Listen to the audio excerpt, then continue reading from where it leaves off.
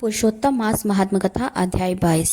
दृढ़ धनवा राजा बोला, हे तपोधन, पुरुषोत्तम मास के व्रतों के लिए विस्तार पूर्वक नियमों को कहिए। भोजन क्या करना चाहिए और क्या नहीं करना चाहिए, और व्रती को व्रत में क्या मना है, विधान क्या है। श्री नारायण बोले, इस प्रकार राजा दृढ़ धनवा ने वाल्मीकि मुनि से पूछा। बाद लोगों के कल्याण के लिए वाल्मीकि मुनि ने सम्मानपूर्वक राजा से कहा। वाल्मीकि मुनि बोले, हे राजन, पुरुषोत्तम मास में जो नियम कहे गए हैं, मुझसे कहे जाने वाले उन नियमों को संक्षेप में सुनिए।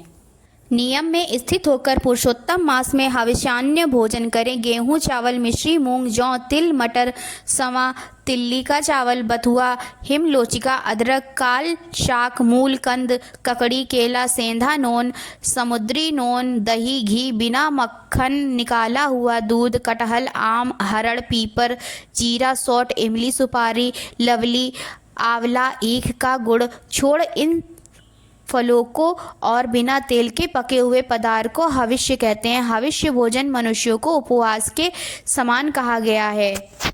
समस्त आमिष, मांस, शहद, बेर, राजमांसादिक, राई और मादक पदार्थ, दाल, तिल का तेल, लह से दूषित, भाव से दूषित, क्रिया से दूषित, शब्द से दूषित अन्न को त्याग करें। दूसरे का अन्न, दूसरे से बैर, दूसरे की स्त्री से गमन, तीर्थ के बिना देशांतर जाना व्रती छोड़ देवे। देवता, वेद, द्विज, गुरु, गौ, व्रती, स्त्री, राजा और महात्माओं की निंदा करना पुरुषोत्तम मास में त्याग देवें। सूतिका का अन्न मांस है, फलों में जंबीरी, नींबू मांस है, धान्यों में मसूर की दाल मांस है और बासी अन्न मांस है। बकरी, गौ, भेड़ के दूध को छोड़कर और सब दूध आदि मांस है और ब्राह्मणों से खरीदा हुआ समस्त रस, पृथ्वी से उत्पन्न नमक मांस है। तांबे के पात्र में रखा हुआ दूध, चमड़े में रखा हुआ जल, अपने लिए पकाया गया अन्न को विद्वानों ने मांस कहा है।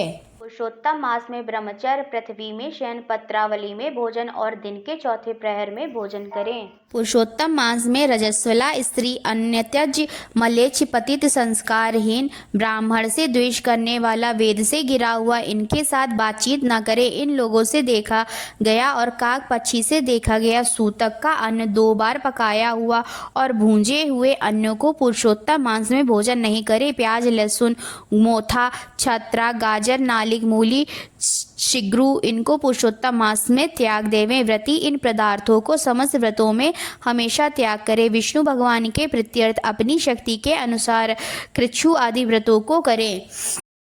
कोहड़ा, कंटारिका, लट, जीरा, मूली, बेल, इंद्र, यव, आंवला के फल, नारियल, अलाबू, परवल, बेर, चर्म शाक, बैंगन, आजिक, बल्ली और जल में उत्पन्न होने वाले शाक, प्रतिपद आदि तिथियों में क्रम से इन शाकों का त्याग करे।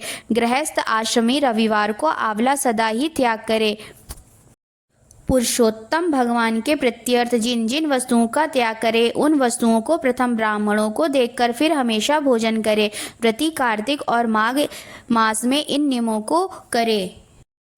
हे राजन, व्रती नियम के बिना फलों को नहीं प्राप्त करता है। यदि शक्ति है तो उपवास करके पुरुषोत्तम का व्रत करे, अथवा घृत पान करे, अथवा दुग्ध पान करे, अथवा बिना मांगे जो कुछ मिल जाए उसको भोजन करे, अथवा व्रत करने वाला यथाशक्ति फलाहार आदि करे, जिसमें व्रत भंग ना हो। विद्वान इस तरह व्रत का नियम धारण करें। पवित्र दिन प्रातःकाल उठकर पूर्वाह्न की क्रिया को करके भक्ति से श्री कृष्ण भगवान का हृदय में स्मरण करता हुआ नियम को ग्रहण करे। हे भूपते, उपवास व्रत, नक्त व्रत और एक भुक्त, इनमें से एक का निश्चय करके इस व्रत को करें। पुरुषोत्तम मास में भक्ति से श्री भगवत का श्रवण करें तो उस पुण्य को ब्रह्मा कभी कहने में समर्थ नहीं होंगे। श्री पुरुषोत्तम मास में लाख तुलसी दल से शालग्राम का पूजन करे तो उसका अनंत पुण्य होता है। श्री पुरुषोत्तम मास में कथानुसार व्रत में स्थित व्रती को देखकर यमदूत सिंह को देखकर हाथी के समान भाग जाते हैं।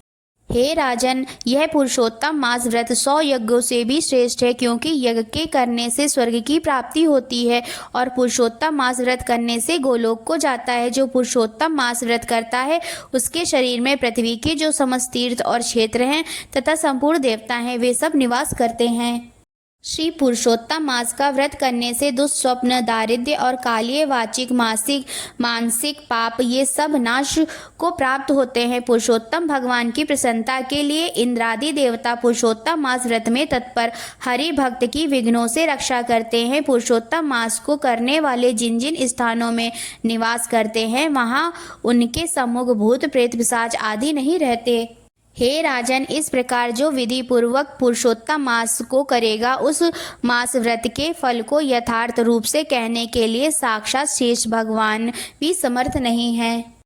श्री नारायण बोले, जो पुरुषों में श्रेष्ठ पुरुष मन से अत्यंत आदर के साथ इस प्रिय पुरुषोत्तम मास व्रत को करता है वह पुरुषों में श्रेष्ठ और अत्यंत प्रिय होकर रसिकेश्वर पुरुषोत्तम भगवान के साथ गोलोक में आनंद करता है।